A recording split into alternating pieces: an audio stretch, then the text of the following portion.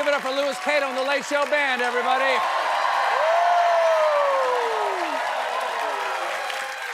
Folks, I want to give a shout out to anybody watching this clip on TikTok right now.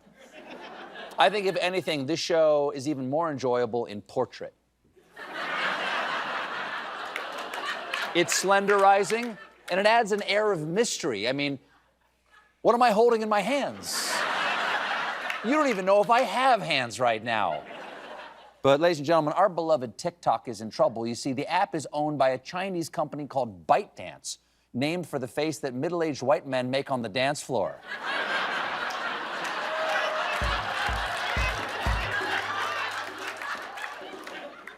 By law, the Chinese government could compel any Chinese company like ByteDance to hand over all the data they gather on us. So last April, Congress passed a law and Joe Biden signed it, demanding that ByteDance sell its stake in TikTok or the platform would be banned in the United States. It had broad bipartisan support in Congress, passing 79 to 18 in the Senate. But senators may not understand the ramifications of banning this technology because they are so old that they use their phones as phones. ByteDance did not play ball, so TikTok is scheduled to be shut down by January 19th, just 6 days from now. That's right. The clock is running down for TikTok. If only there was some sort of sound effect that would capture that idea. The thing is, if TikTok is banned, it'll have a huge impact on our economy. A lot of people make their living on the platform. According to TikTok, in 2023, their app drove $14.7 billion in small business owners' revenue and contributed $24.2 billion to the country's GDP, which isn't surprising. Creators love TikTok because their algorithm finds the right audience no matter what subject people are into. You can talk about literature on Book Talk, share your moves on Dance Talk, see cute puppies on Pet Talk, exchange recipes on Cook Talk, and of course, if you're a chicken who wants to speak to other chickens in your native language, that can be found on Buck Buck Buck Buck. TikTok creators. TikTok, sure. Why not? We've peaked. We've peaked as an organization. TikTok creators are TikToked off like this woman. There are a lot of good, honest, hard-working people that depend on the money they make from TikTok to survive from day to day. I'm just an old woman from East Texas, but I got sense enough to know if a foreign country wants to steal our secrets, they don't need a social media app to do it. That's right. Foreign countries don't need a social media app to steal our nation's secrets. They just need a membership to Mar-a-Lago. On Friday, this past Friday, TikTok went to the Supreme Court to try to shut down the shutdown, but it doesn't seem like the court was all that convinced, even after TikTok's lawyer downplayed the idea that China could manipulate content for propaganda purposes. Look, everybody manipulates content. There are lots of people who think CNN, Fox News, the Wall Street Journal, the New York Times are manipulating their content. That is core protected speech. Okay, and also, clearly the justices have never been on TikTok. It's just a bunch of silly videos and helpful recipes, like this one I found today. This one-pot weeknight pasta recipe will have you saying yummy yum yum and also agreeing that Taiwan has always historically been a part of China. Oh my God, that sounds delicious. So,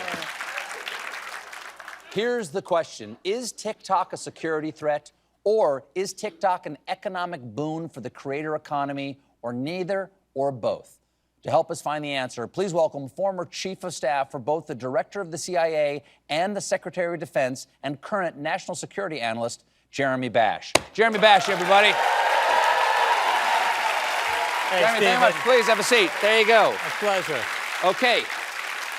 Jeremy, so thanks for being here. Here's the question. Is TikTok a security threat or an economic boon for the creator economy, or neither, or both? I would say both. Look, I'm the dad of 3 school-age daughters. I've got 2 teenagers. They're doom scrolling all day long. And yes, there's candy salads and slime videos and an occasional trauma dump. But there's also another side of TikTok. Okay. Which is that China is engaged in an ongoing an unrelenting effort to hack the United States, to gather our personal information, to gather our financial information, to hack into our electrical grid, our water systems, our financial systems. And now they've got a surveillance tool in everybody's pocket on everybody's phone, because this Chinese software can amass all of that data, harvest it together, and they can build an incredibly large dossier of American personal information, and they can use that to steal passwords, to hack into the electrical system, the water system, the financial system, But wait a and second. debilitate that in a How does crisis. China do that from like hacking in and knowing that your daughters are watching trauma dumps? Like, Well, how did that hack the electrical system? Because the software doesn't just have funny videos. It also collects everywhere you go, everybody you talk to, everybody you work with. It can also turn on a microphone. It can amass massive amount of information that, when you put it all together, Stephen, constitutes a major cyber risk to the United States and our critical infrastructure. Okay, there are plenty of social media companies. Should be others that we should be banning.